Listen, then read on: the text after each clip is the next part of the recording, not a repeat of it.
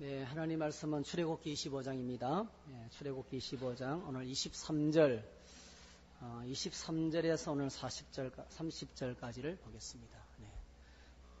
출애굽기 25장 23절에서 30절 같이 읽습니다. 너는 조각목으로 상을 만들되 길이는 2규빗, 너비는 1규빗, 높이는 1규빗 반이 되게 하고 순금으로 싸고 주위에 금테를 두르고 그 주위에 손바닥 넓이만한 턱을 만들고 그 턱 주위에 금으로 테를 만들고 그것을 위하여 금고리 넷을 만들어 그 네 발 위 네 모퉁이에 달되 턱 곁에 붙이라. 이는 상을 맬 채를 깰 것이며 또 조각목으로 그 채를 만들고 금으로 싸라. 상을 이것으로 맬 것이니라. 너는 대접과 숟가락과 병과 붓는 잔을 만들되 순금으로 만들며 상 위에 진설병을 두어 항상 내 앞에 있게 할지니라.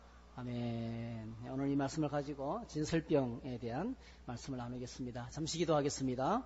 사랑해 주님 고맙습니다. 오늘 저희들 거룩한 주일 6월을 시작하는 주일날 주님께 나와서 찬양하고 기도하고 이제는 말씀을 듣습니다. 주님, 주의 말씀을 들을 때에 지혜롭게 하시고 또 청명하게 하시고 말씀을 붙잡을 수 있는 믿음을 주시고 말씀대로 살아갈 수 있는 결단력과 행동을 허락해 주시옵소서.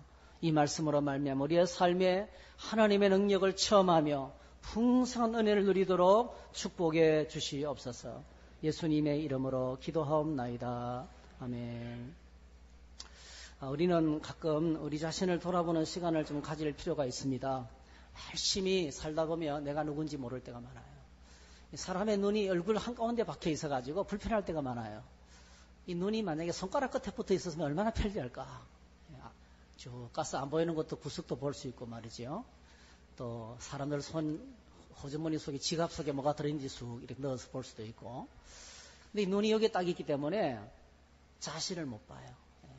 나를 돌아볼 수가 없어요. 그래서 우리는 의도적으로 나를 좀 보는 시간이 필요합니다. 일이 많을 때는 일 속에 파묻혀서 나를 돌아볼 시간이 없어요. 근데 힘들고 고통스럽고 어려운 일을 만나면 그런 시간과 환경이 내게 주어집니다. 그래서 때때로 고난과 아픔이 나를 볼 수 있는 그런 좋은 축복의 시간이 되기도 합니다. 그래서 이 나를 볼 수 있는 방법 중에 하나가 내가 나를 잘 못 보기 때문에 나를 볼 수 있는 방법이 쉬운 방법이 있어요. 늘 나를 보는 사람들이 있어요. 누굽니까?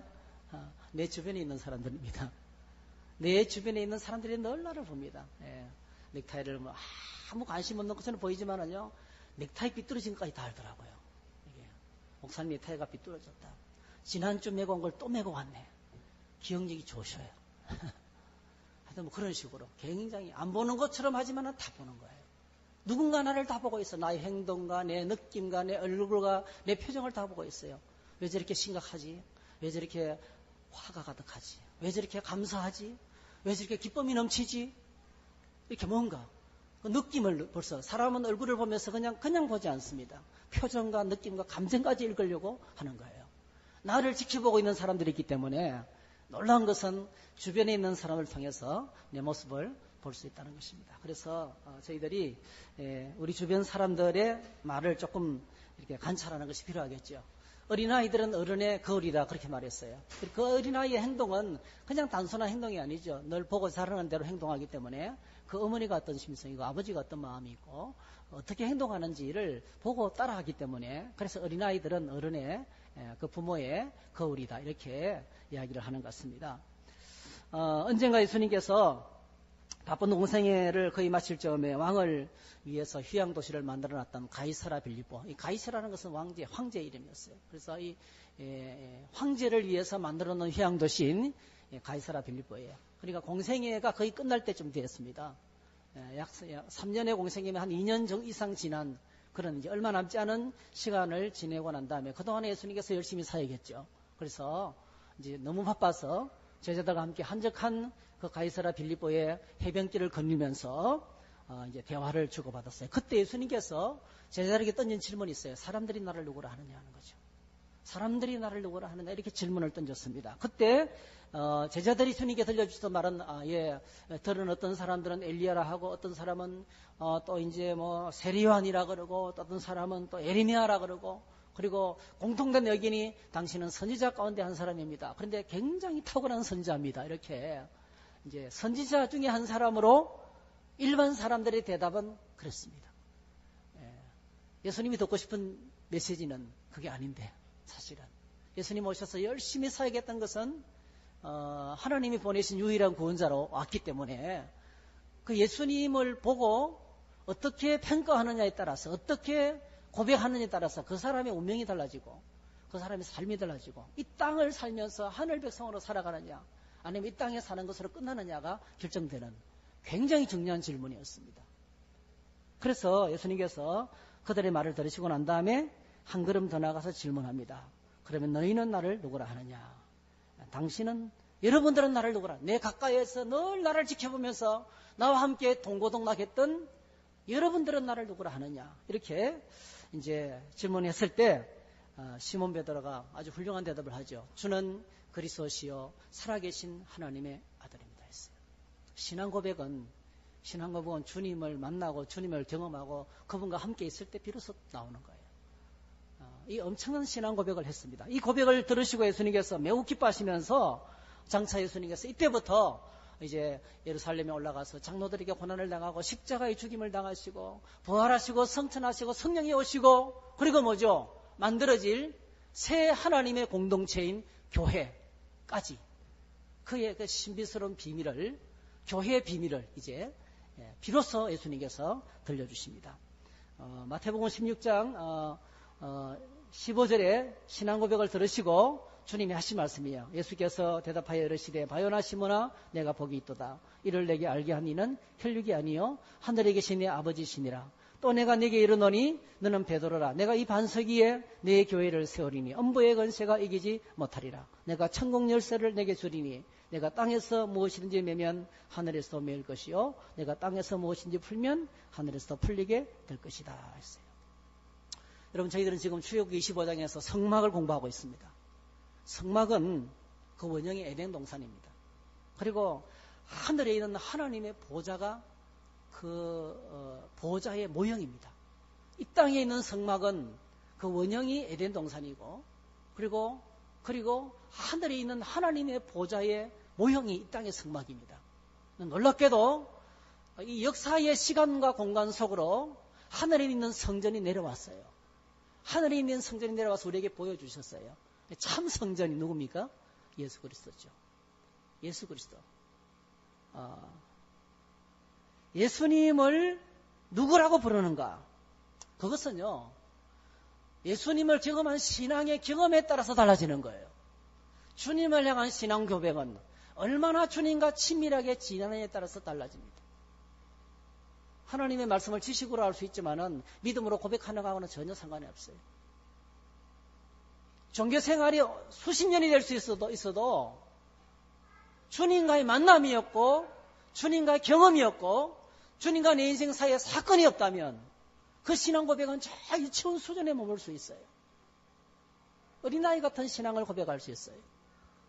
예수님이 하시는 말씀을 듣고 예수님이 행하시는 기적을 봤던 수많은 사람들이 내린 결론은 당신은 선지자 중에 한 사람입니다. 이렇게 고백했어요. 선지자 가운데 한 사람으로 고백했어요. 근데 가까이 있던 제자들은 베드로는 사실 예수님보다 나이가 많거든요. 예수님은 총각이고 베드로는 결혼한 사람이거든요. 그래서 베드로가 예수님 앞에 무릎 꿇으면서 주는 그리스도시요 살아계신 하나님의 아들입니다 고백했어요.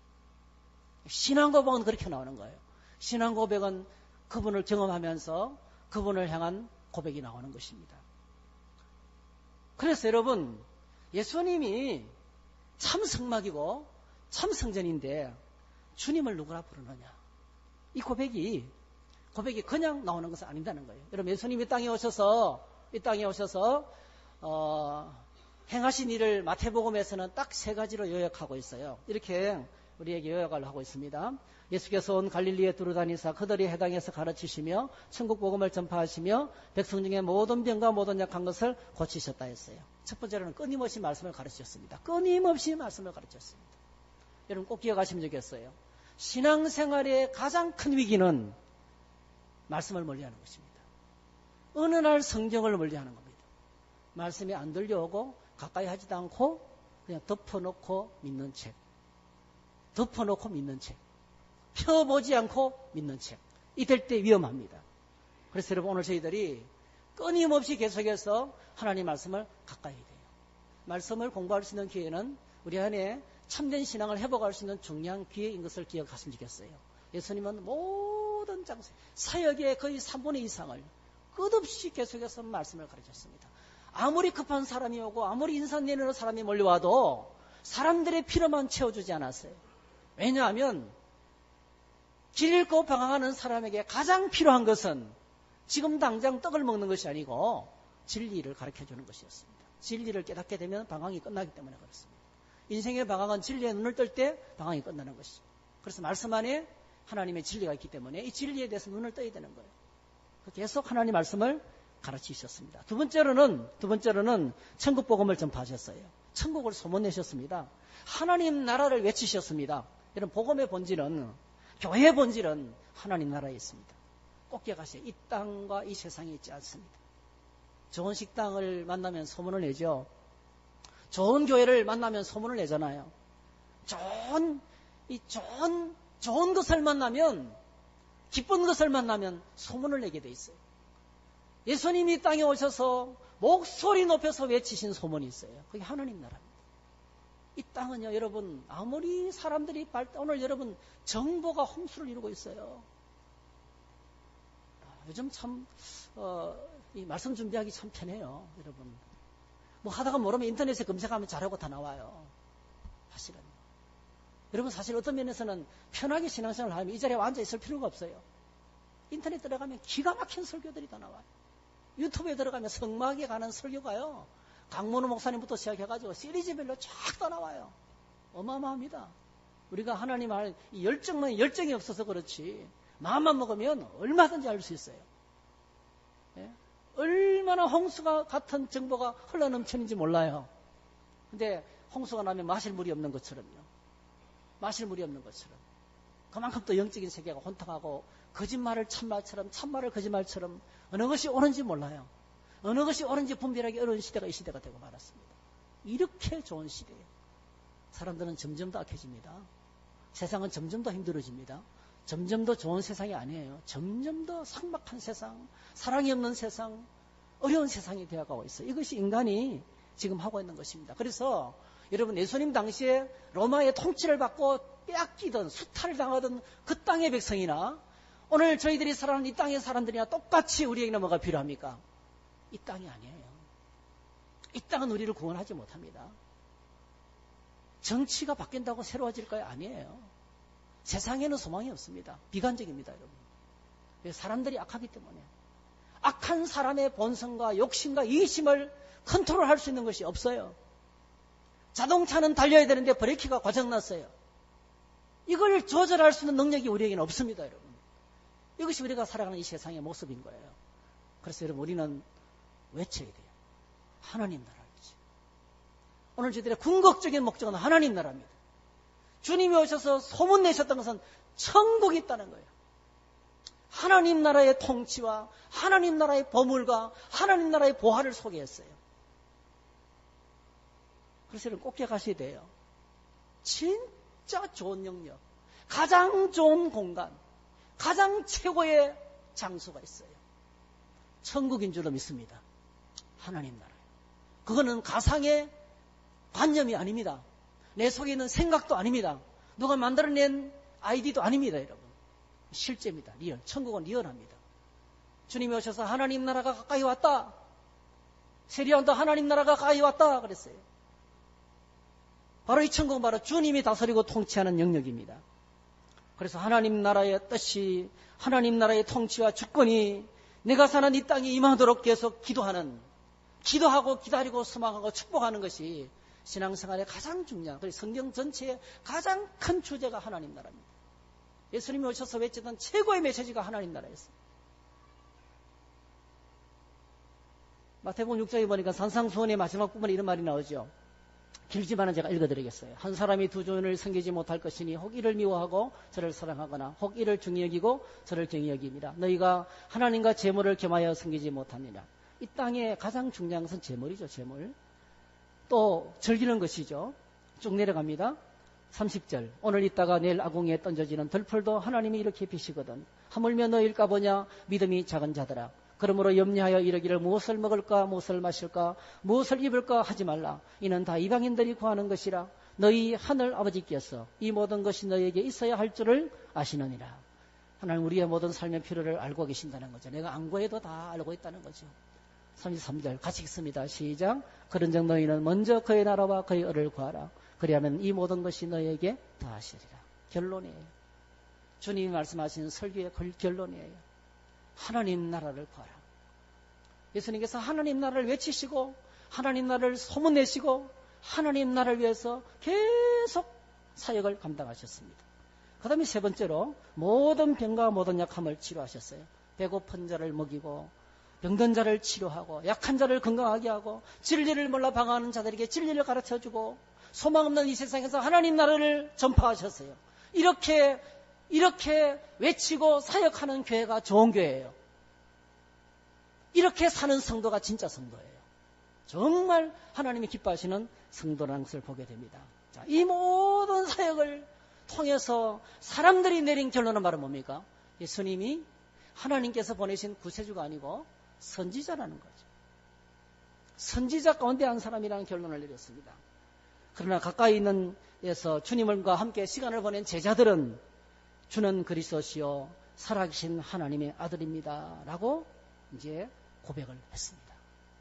고백을 했습니다. 무슨 말씀이냐 하면은 내가 바라보는 위치에 따라서 내가 있는 영적인 수준에 따라서 주님을 부르는 말이 다르다는 거예요. 내가 어떤 위치에 있느냐에 따라서 주님께 나가는 예배가 달라진다는 거예요. 그분을 부르는 게 달라져요. 여러분 저희들이 예수님이 진짜 성막인데요. 구약으로 돌아가면 구약 성경으로 딱 돌아가면 성막을 부르는 이름이 다양했어요. 다시 말씀드리면 구약의 예수 그리스도를 부르는 이름들이 달랐다는 거예요. 왜 달랐겠습니까? 그가 처해 있는 상황과 형편과 처지에 따라서 성막이 된 이름이 여러 가지 나오는 거예요. 여러 가지 이름이 나오는 것입니다. 첫 번째 이름은요. 그래서 여러분 제가 지난주에 말씀드렸죠. 여기 한 사람이 있는데요. 그 사람을 부르는 거에 따라서 이름이 달라지죠. 예를 들면 아내가 남편을 부르면 여보라고 부르죠. 여보 당신 부르죠.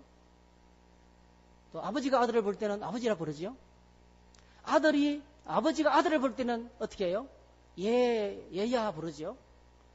이 사람들이 친구가 부를 때는 어떻게 불러요? 친구가 친구를 부를 때는 어떻게 불러요? 여러분 어떻게 부르셔요? 존경하고 사랑하는 친구에 이렇게 안 하잖아요. 야! 이러잖아요. 그러니까 상황에 따라서 달라집니다.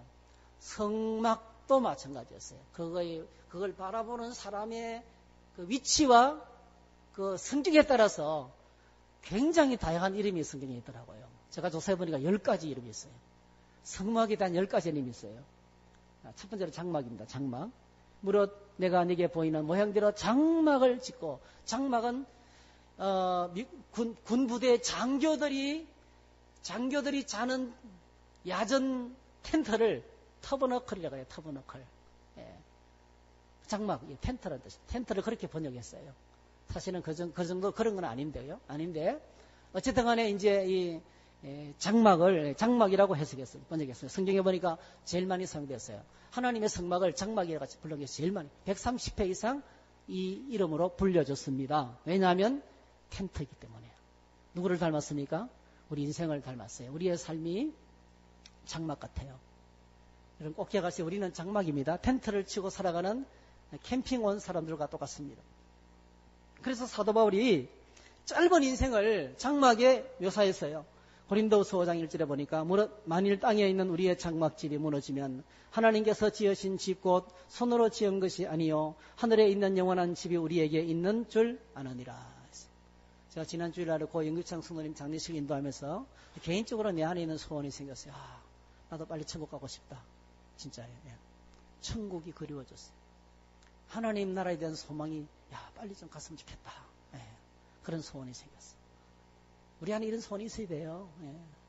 그러면 당장 사모님은 어떻게 하고 말이지, 아이들은 어떻게 하고 말이지, 예, 커피 봉사는 누가 하고 말이지, 예를 들면서 우리는 자꾸 이딴 것만 생각해요. 꼭 해갔어야 돼요. 우리 안에 이와 같은 사모하는 마음이 필요한 거예요.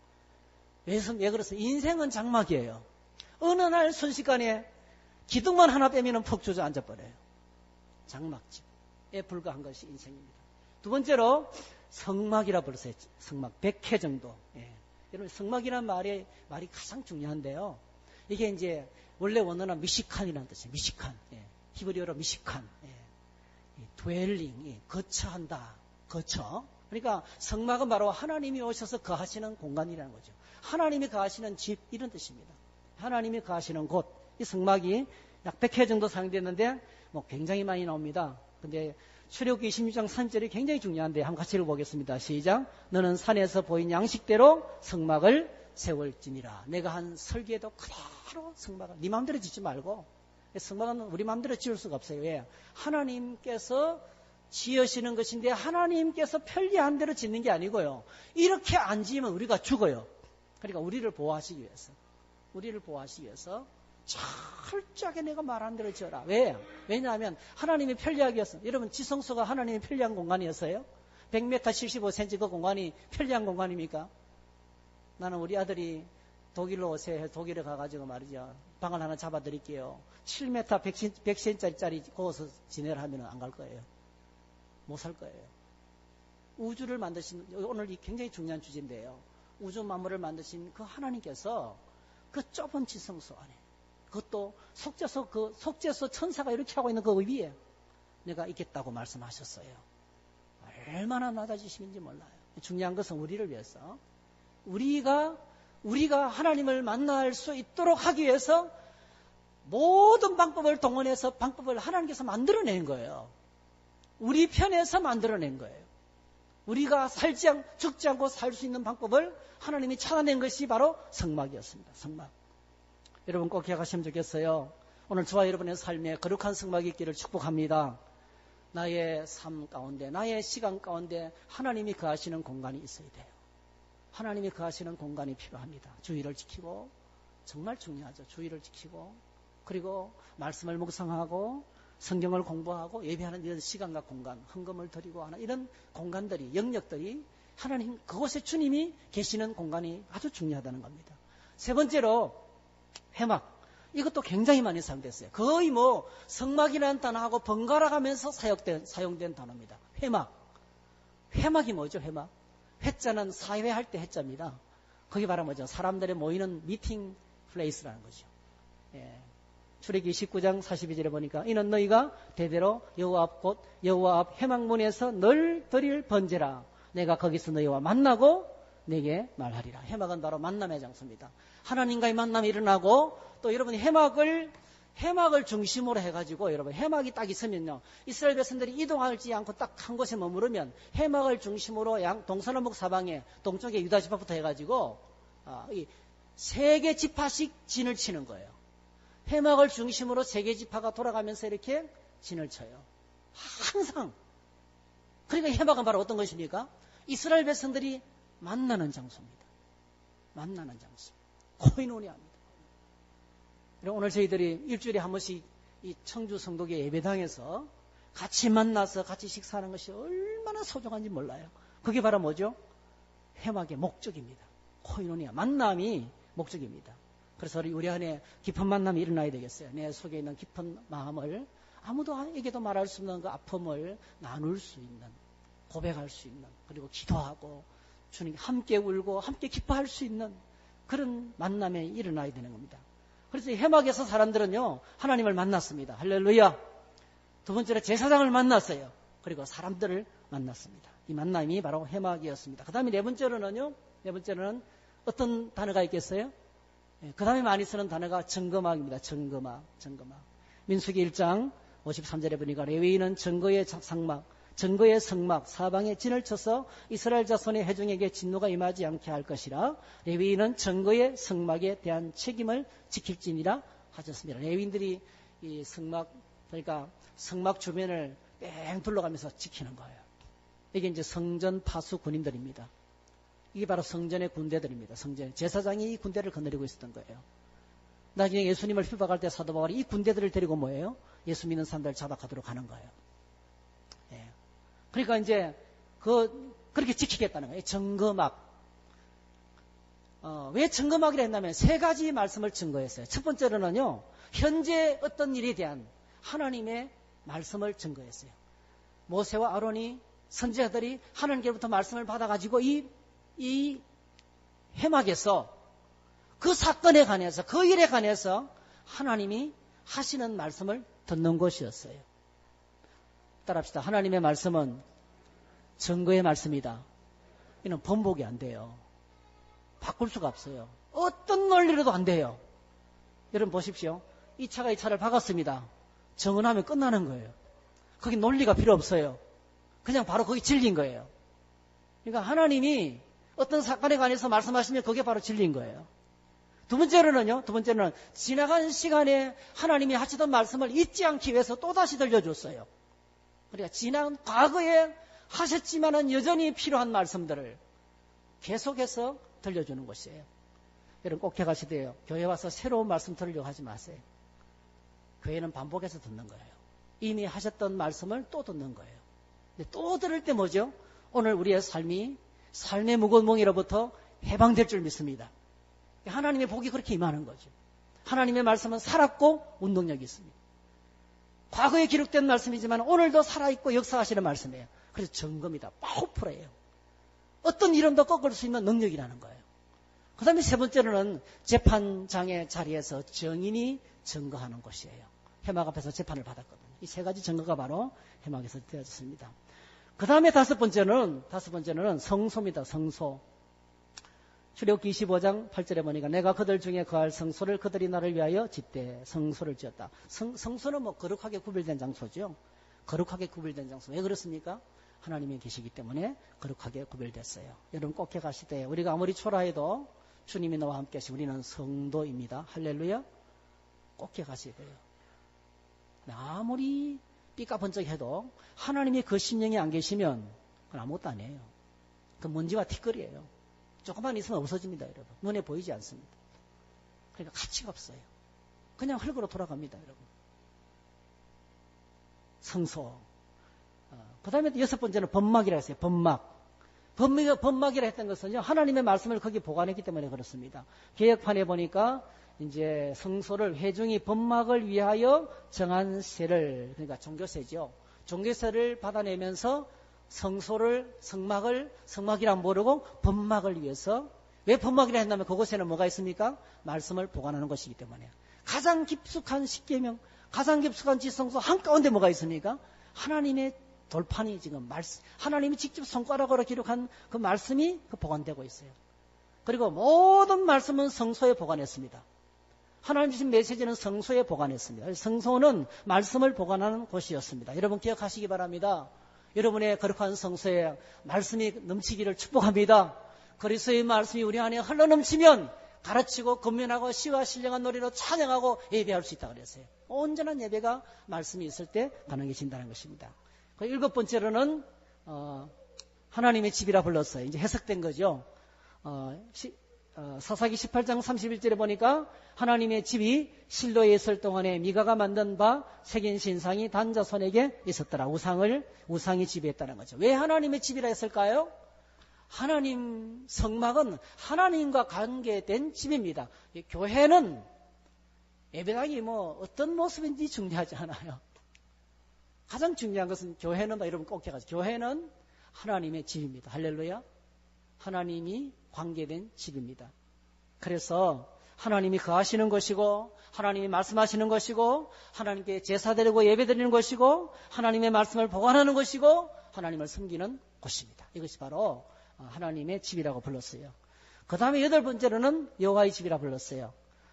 사무엘상 1장 7절에 보니까 매년 한나가 여호와의 집에 올라갈 때 한나가 평생 아기를 낳지 못하는 그런 불임 여성이었어요. 그에게 희망이 하나도 없었어요. 남편이 아무리 잘해도 소용없었어요. 여러분 우리가 이걸 아셔야 돼요. 두 사람 부부가 둘이 싸웠어요. 막 싸웠어요. 그 싸운 이야기를 우리 듣죠. 그럼 거의 대부분의 사람들의 반응은 뭔지 아세요? 별걸 가지고 다 싸우네. 뭐 그런 거 가지고 싸우느냐? 그래요. 근데 두 사람에게는 뭐죠? 목숨 걸고 싸우는 거예요. 왜 그렇습니까? 관계가 깨지면 그렇게 큰 문제란 말이에요. 다른 사람이 볼 때는 아무것도 아닌 것처럼 싸우지만은요, 그 작은 문제로 말미암아 본인들에게는 그게 너무 심각한 문제예요. 너무 아픈 거예요. 왜? 사랑이 짓밟히고, 행복이 깨지고, 기쁨이 사라지기 때문에 그런 거예요. 그래서 중요한 거예요. 하나님도 마찬가지입니다, 여러분. 우리가 볼 때는 뭐 그런 거 가지고 하나님께서 이렇게까지 하시냐 하시면은요, 하나님께서 보실 때는 우리의 작은 죄 때문에, 거짓말 때문에 주님이 십자가에서 피 흘려 죽으셔야 되는 거예요. 너무 심각한 거예요. 그래서 성경을 보게 되면 죄는 절대로 가볍게 취급하지 않습니다. 어마무시하게 심각하게 다룹니다. 여호와의 집. 한나가 그랬어요. 남편이 10명의 아들보다 잘해줬지만은 자기에게는 한 가지 문제 때문에 죽을 것만 같았어요. 그런데 여러분, 한나가 그 성전에 올라가서 일어나서 기도의 보좌로 나갔어요. 은혜를 받았어요. 응답되었어요. 아기를 낳았어요. 그리고 뭐죠? 사무엘을 품에 안았습니다. 그리고 뭐요? 이 아기를 하나님께 드렸습니다. 왜? 하나님의 집에 제대로 된 아들이 없었거든요. 그가 시대를 바꿨어요. 선지자 시대가 시작된 거예요. 엄청난 축복이 일어났습니다. 그래서 여호와의 집, 바로 하나님께서 그의 백성을 구원하는 집, 이런 뜻입니다. 여호와라 말은 바로 하나님의 구원하시는 구원자의 이름이십니다. 그 다음에 아홉째로 세상 성소라는 단어가 나옵니다. 히브리서 9장 1절에 보니까 천연하게도 섬기는 예법과 세상에 속한 성소가 있었다. 이 성막은 이 땅에 존재하는, 세상에 존재하는 하늘 성소의 모델이라는 겁니다. 그래서 여러분, 예배당을 생각할 때, 교회를 생각할 때 우습게 생각하시면 안 돼요. 얼마나 큰 규모냐, 얼마나 작으냐, 뭐 목사가 얼마나 유능하냐 중요하지 않습니다, 여러분. 몇 명이 모였지만은 그 교회가, 그 예배당은 바로 하늘 성소의 모델이고, 하나님의 눈과 귀가 거기 있고, 하나님만큼 소중한 그 신성한 곳입니다. 그렇게 영광스러운 장소를 우리가 바라볼 수 있어야 되겠어요. 그리고 마지막으로 하나님의 처소라 그랬어요. 사도행전 7장 31절에 보니까 하나님의 처소를 준비하여 달라고 했다 했어요. 그래서 여러분, 하나님이 계시는 곳 성막이 나의 삶에 가장 소중한 것을 다시 한번 보고, 이렇게 성막을 10가지로 다양하게 보는 것은 뭐죠? 그 성막의 성격에 따라서, 또 그걸 바라보는 사람들의 입장에 따라서 다른 고백이 나온 거예요. 여러분 꼭 기억하셔야 돼요. 점점 더 깊은 고백과 부름이 주님을 향해서 있어지기를 축복합니다. 영적인 경험이 일어나야 되는 거예요. 그래서 우리가 이 성막 전체의 모습을 봐야 되는데요. 지난주에 봤어요. 제일 먼저 동쪽에 이렇게 동쪽에 문이 있죠. 문을 열고 딱 들어가면 불타는 곳이 뭐예요? 번제단입니다. 불타는 것이 번제단. 번제단 뒤에 있는 큰 쇠대가 뭐죠? 물두멍이에요. 그리고 그 다음에 있는 것이 성소입니다. 성소입니다. 성소. 성막이 이제 여기 진짜 성막이죠. 이 안에 있는 것을 바깥다리라 그래요. 100규빗, 50규빗을 바깥다리라 그럽니다. 자, 성소의 문을 딱 열고 들어가면 뭐가 있어요? 오른쪽에 나오는 것이 떡상입니다. 왼쪽에 나오는 것이 7 금으로 만든 촛대입니다. 그리고 정중앙에 뭐가 있어요? 분향단이 있어요.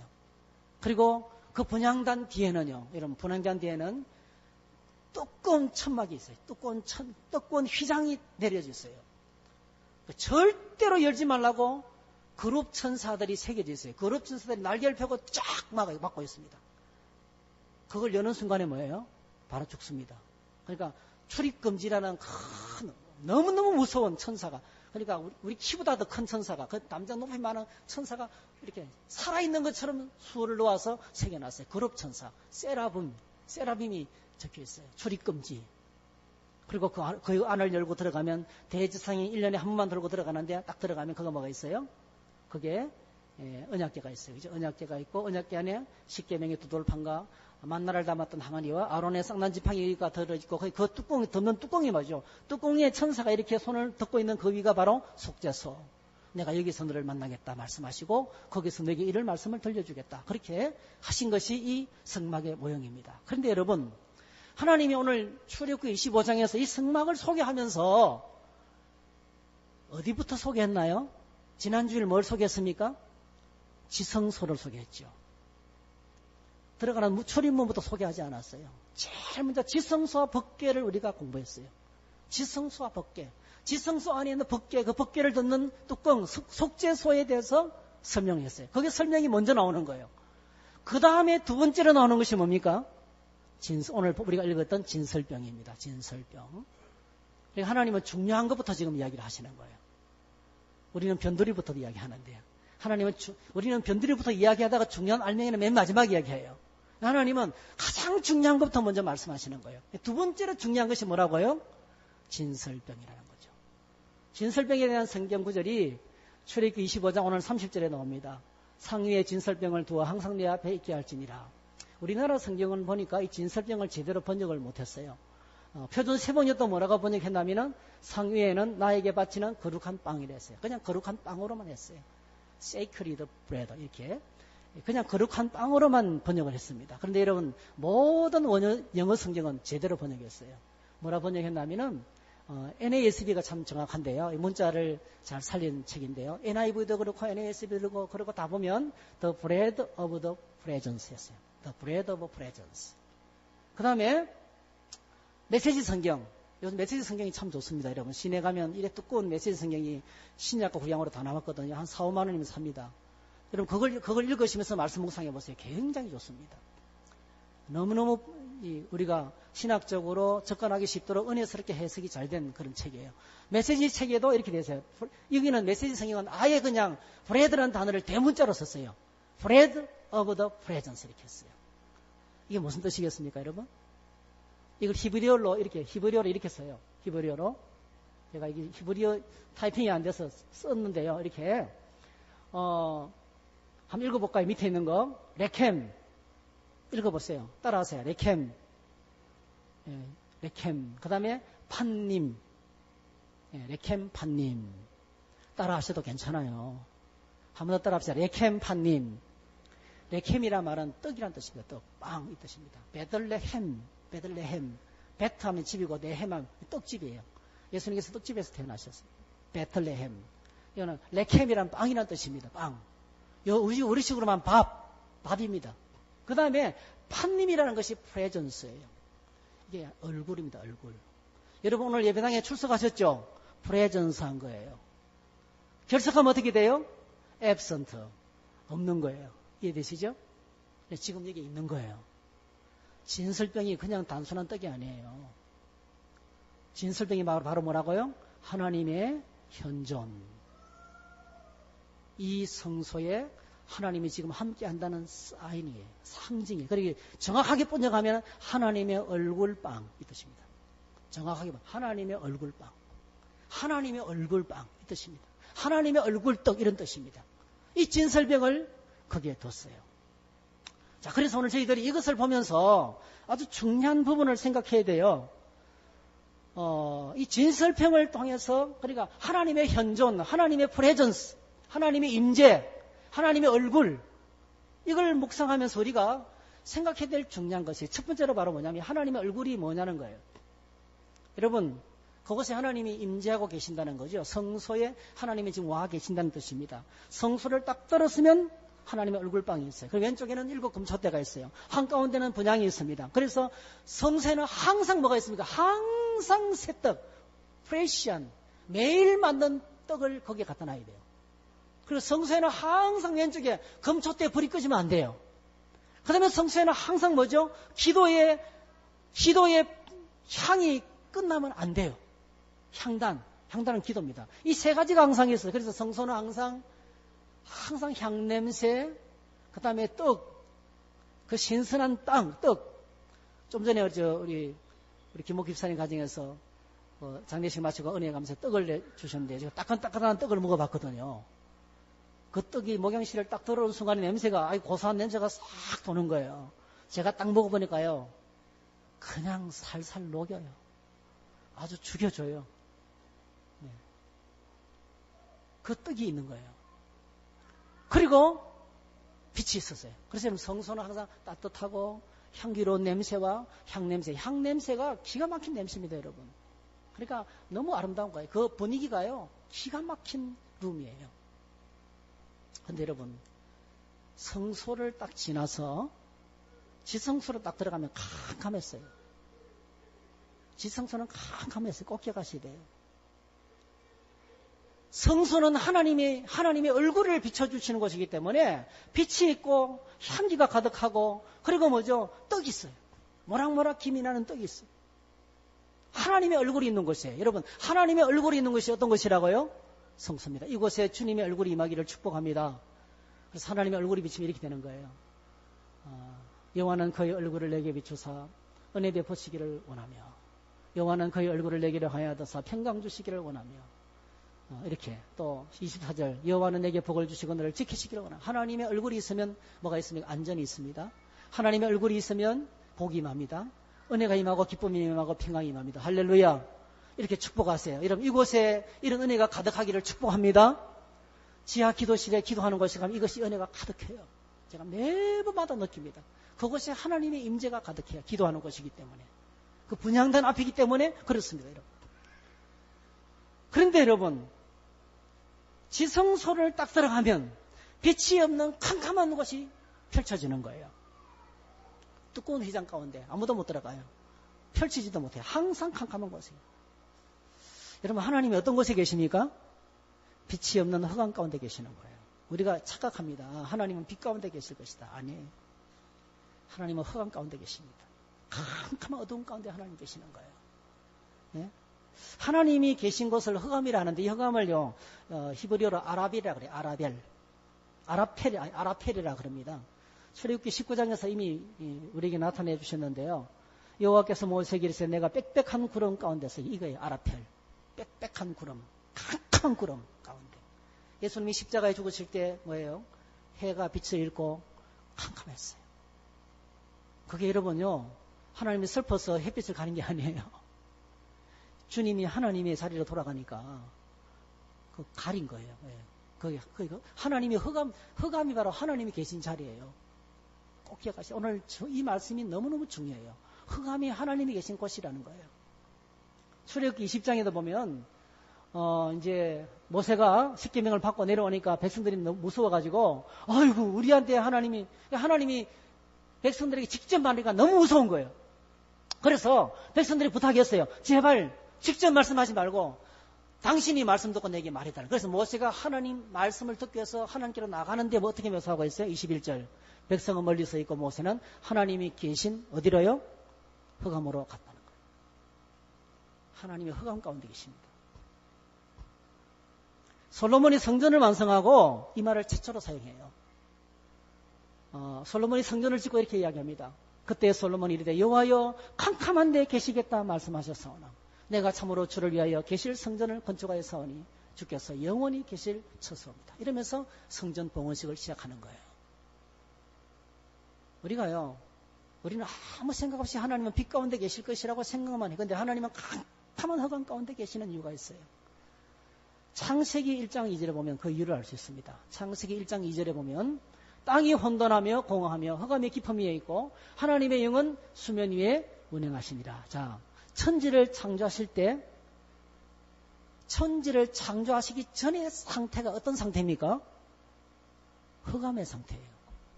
그때 하나님이 계셨습니까? 안 계셨습니까? 흑암이 바로 하나님이 계시는 상태예요. 하나님이 계시는 상태를 흑암이라 표시한 거예요. 그러다가 드디어 뭐죠? 빛이 있으라 하니까 드디어 창조 세계가 시작되면서 현상계가 나타난 거예요. 눈에 보이는 것들이 나타나게 된 거예요. 왜 이렇게 하나님은 흑암 가운데 계셔야만 할까요? 이유는 간단해요. 하나님이 지으신 창조 세계가 주목이라고 생각하면 하나님은 이것보다 어마어마하게 커요. 그러니까 이 현상 세계에 있는 저와 여러분들이 어마어마한 하나님을 볼 수 있어요, 없어요? 인식할 수 있을까요, 없을까요? 불가능해요. 하나님을 인식하는 것이 불가능합니다. 하나님을 인식할 수 없는 그 어마어마하게 크고 위대한 것이 바로 뭐죠? 그게 어둠이에요. 흑암. 아무도 알 수 없는 세계. 아무도 생각할 수 없는 세계. 아무도 상상할 수 없는 세계. 아무도 확인하는 것이 불가능한 세계. 이게 흑암의 세계예요. 흑암. 그래서 하나님을 알 수 있는 유일한 길은 하나밖에 없습니다, 여러분. 그분이 자기 스스로를 우리에게 빛을 비추면서 나타내시는 것만큼은 알 수 있는 거예요. 그래서 기독교를 가르쳐서 계시의 종교라 말하는 거예요. 계시가 있다는 것은 보이지 않는 세계가 있다는 거예요. 보이지 않는 세계의 총칭이 바로 뭡니까? 어둠의 세계. 여러분 꼭 기억하셔야 돼요. 우리 인생에 해결되지 않은 수많은 숙제와 우리가 머리로 이해할 수 없는 수많은 일들이 다 누구 안에 있습니까? 흑암 안에 있어요. 흑암 안에. 그 세계를 누가 다스리고 계세요? 하나님이 다스리고 통치하고 계시는 거예요. 그래서 하나님은 흑암 가운데 계시는 분이신 거예요. 나타내면 우리가 감당이 안 돼요. 그분이 나타나면 감당이 안 돼요. 그분이 우리에게 나타나면 우리는 설 수가 없어요. 그분의 걸어 앞에 우리는 바로 죽어버려요. 우리가 소멸돼 버립니다. 얼마나 위대하고 크신 분이신지 몰라요. 그래서 우리가 이 흑암 가운데 계신 하나님을 생각하면 우리가 얼마나 어리석은지 모릅니다. 하나님의 위대하심을 모르니까 막 이러쿵저러쿵 말하고 내 스스로 판단하고 정죄하고 그러죠. 몰라요. 그것이 흑암 가운데 계신 주님이십니다. 그래서 유일한 길은 하나밖에 없어요. 따라합시다. 하나님은 오늘도 말씀을 통해서 나에게 계시하신다. 그거예요. 기도 가운데, 말씀 가운데, 흑암 가운데 계시기 때문에 그분은 말하시는 거예요. 말씀을 통해서 계속 자신을 계시해 나가시는 것입니다. 그래서 말씀을 통해서 가까이 나갈 때 계시의 빛이 임하면, 성령의 빛이 임하시면 우리가 그분을 깨닫게 되고 알게 되고 발견하게 되고 감격하게 되고. 여러분 기억하세요. 우리가 이 땅에서 아무리 큰 은혜를 받고 아무리 감격스러워도요, 하나님 앞에서는 그날에 우리는 절도할 거예요. 그 어마어마한 하나님을 바라보는 거예요. 그것이 오늘 이 흑암 가운데 계신 진설병이 주는 큰 의미입니다. 하나님의 얼굴빵. 근데 하나님 어디 계세요? 그 뒤에 계세요. 그 뒤에. 자신을 안 드러내시는 거예요. 그 얼굴빵이 주는 큰 의미입니다. 두 번째는요. 두 번째까지밖에 없어요. 두 번째로는 그래서 이제 이 요한복음 1장에 보니까 예수님이 말씀이라 그러면서 계속 자신이 사람들에게 비추는 빛이신 것을 말씀하시고 생명의 빛을 내보내는 분이신 것을 이제 우리에게 이렇게 말씀하고 14절 말씀이 육신이 되어 우리 가운데 거하시며 우리가 그의 영광을 보니 아버지의 독생자의 영광이요 은혜와 진리가 충만하더라. 이렇게 믿음을 고백한 것을 보게 되는 것입니다. 두 번째로 이제 이 떡은 그야말로 생명이죠. 한번 따라합시다. 떡은 생명이다. 생명의 떡. 생명의 떡은 하나님께서 우리에게 주신 은혜로운 선물입니다. 생명, 이 말은 떡을 거기에 차려놨다는 것은 내가 너에게 생명을 주는 자다라는 뜻입니다. 우리에게 생명의 떡을 공급하시는 분은 하나님이라는 것이죠. 하나님의 생명의 떡을 주신다는 겁니다. 그래서 오늘 저와 여러분들이 우리의 삶의 방식을 수정해야 됩니다. 사람들은 오늘도 엄청나게 바쁘게 살아갑니다. 이유는 딱 한 가지예요. 떡을 위해서. 이 땅의 재물을 위해서. 자기 생명 구제하기 위해서. 열심히 살아가는데 중요한 것은 생명 주시는 하나님을 모르고 있어요. 떡을 위해서 살고 살기 위해서 발버둥치지만은 생명 주시는 분이 누군지 모르고 있어요. 떡을 주시는 하나님께서 우리에게 이렇게 말씀하셨어요. 신명기 8장에 보니까 내가 오늘 명하는 모든 명령을 너희가 지켜 행하라. 그리하면 너희가 살고 번성하고 여호와께서 너희의 조상들에게 맹세하신 땅에 들어가서 그것을 차지하리라. 내 하나님 여호와께서 이 40년 동안에 내게 광야길을 걷게 하신 것을 기억하라. 이는 너를 낮추시며 너를 시험하사 내 마음이 어떠한지 그 명령을 지키는지 지키지 않는지 알려 하심이라. 너를 낮추시며 너를 줄이게 하시며 또 너도 알지 못하며 내 조상들이 알지 못하던 만나를 내게 먹게 하신 것은 사람이 떡으로만 사는 것이 아니요 여호와 입에서 나오는 모든 말씀으로 사는 줄을 너희가 알게 하려 하심이라 했어요. 할렐루야. 여러분 예배하면서 말씀 듣는 여러분 축복합니다. 날마다 살아나기를 축복합니다. 우리를 진짜 살리는 것은 떡이 아닙니다. 여러분. 떡을 주시는 하나님이 우리를 살리는 거예요. 생명 주시는 것은 하나님이 우리에게 생명을 주시는 것입니다. 생명을 거둬가시는 분도 하나님이 거둬가시는 것입니다. 우리의 삶의 마지막을 너는 여기까지야 정하는 것도 하나님이 정하시는 것입니다. 생명의 주관자는 하나님이라는 거죠. 그래서 예수님께서 떡 가지고 장난치는 마귀한테 오늘도 세상은 여전히 우리에게 떡 가지고 장난쳐요. 내가 너의 생명줄을 잡고 있다는 거예요. 세상이. 세상에 권세 있는 자들이 내가 내 생명을 내가 잡고 있다 말하는 거예요. 그렇게 장난치면서 말 거는 마귀를 향해서 예수님께서 뭐라고 말씀하셨어요?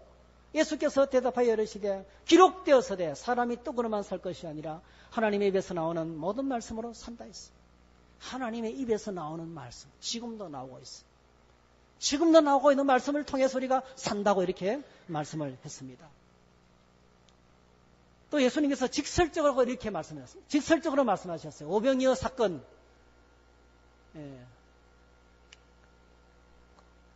물고기 2마리하고 떡 5개.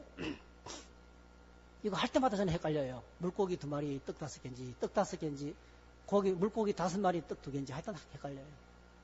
하여튼 오병이어 이 작은 걸 통해 가지고 5,000명을 먹이고 난 다음에 예수님께서 설교하셨어요. 그게 요한복음에 기록되어 있어요. 직설적으로 말씀하셨어요. 하나님의 떡은 하늘에서 내려 세상에 생명을 주는 것이니라. 그들이 이르되 주여 이 떡을 항상 우리에게 주소서.